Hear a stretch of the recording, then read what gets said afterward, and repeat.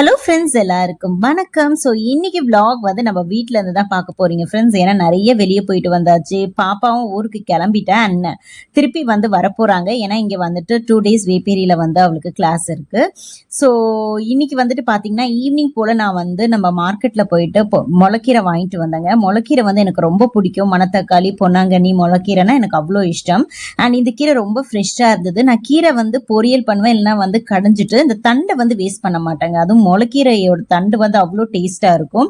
So நான் ஒன்று வந்து பார்த்தீங்கன்னா இது வந்துட்டு ஏதாவது பயிரோட சேர்த்து வந்து சமைப்பேன், தொக்கு மாதிரி, இல்லைன்னா எறா கூட வந்து போட்டு சமைப்பேன். அவ்வளோ டேஸ்டா இருக்கும்.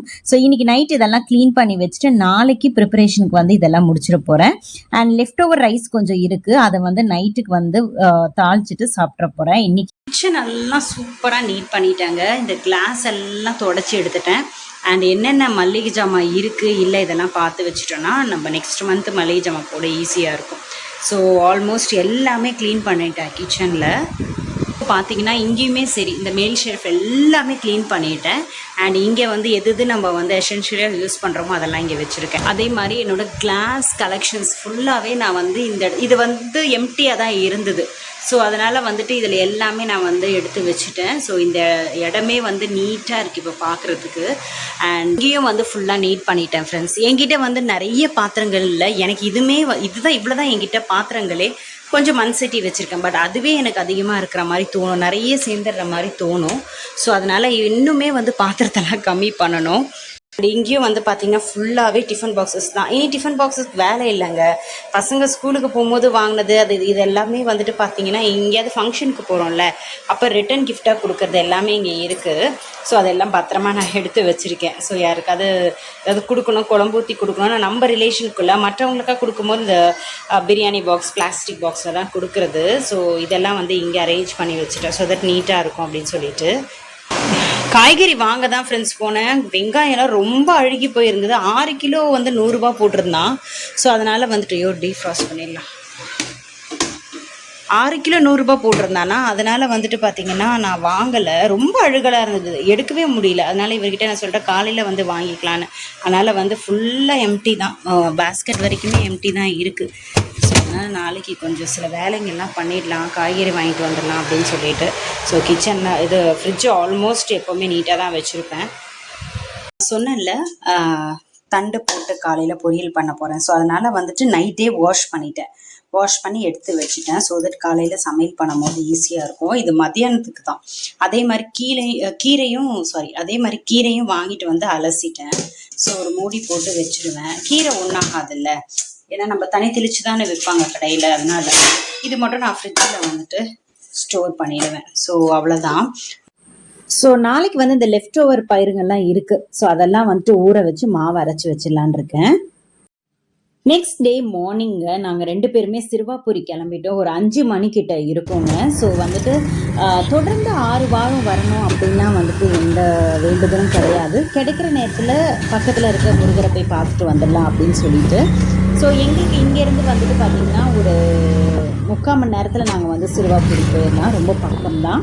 அண்ட் சிறுவாபுரி வந்து இப்போ இருக்க கூட்டம் அதிகமாகிட்டே இருக்குங்க. அதனால் வந்து நம்ம வந்து காலையிலேயே போயிட்டு வந்துடலாம். அது மட்டும் கிடையாது, காலையில் போயிட்டு வந்துட்டால் மற்ற வேலையெல்லாம் பார்க்கலாம் அப்படின்னு சொல்லிட்டு. பட் எப்போ போனாலுமே வந்துட்டு கூட்டம் அதிகமாக தான் இருக்குது சிறுவாபுரியில். ஸோ நாங்கள் காலையில் போகும்போது எங்களுக்கு வந்து ரொம்ப வந்து ஒரு பாசிட்டிவ் வைப் இருந்த மாதிரி இருந்ததுங்க. ஆனால் காலையில் தரிசனம் சொல்லவே தேவையில்லை, அது வந்து ஒரு பாசிட்டிவ் வைப்ஸ் எப்போவுமே இருக்கிற மாதிரி இருக்கும். ஸோ இந்த கோபுரம் வந்து பார்க்கும்போது அவ்வளோ அழகாக இருந்ததுங்க காலையில். அண்ட் ஃப்ரீ டிக்கெட்லாம் அந்த தெப்பக்குளம் சுற்றி ஆப்போசிட்டில் தெரியுது பார்த்தீங்களா, அதில் வரணும். அண்ட் 100 ரூபா டிக்கெட்லாம் நாங்கள் போகிறது.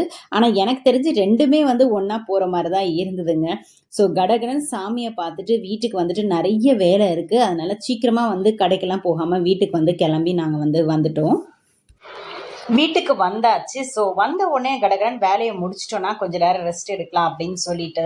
இந்த பயிர் வந்து பார்த்தீங்கன்னா ரொம்ப ஹார்டாக இருக்காது. இது வந்து ஒரு 10 நிமிஷம் இல்லைன்னா 20 நிமிஷத்துலேயே நல்லா வந்து ஊறிடும்.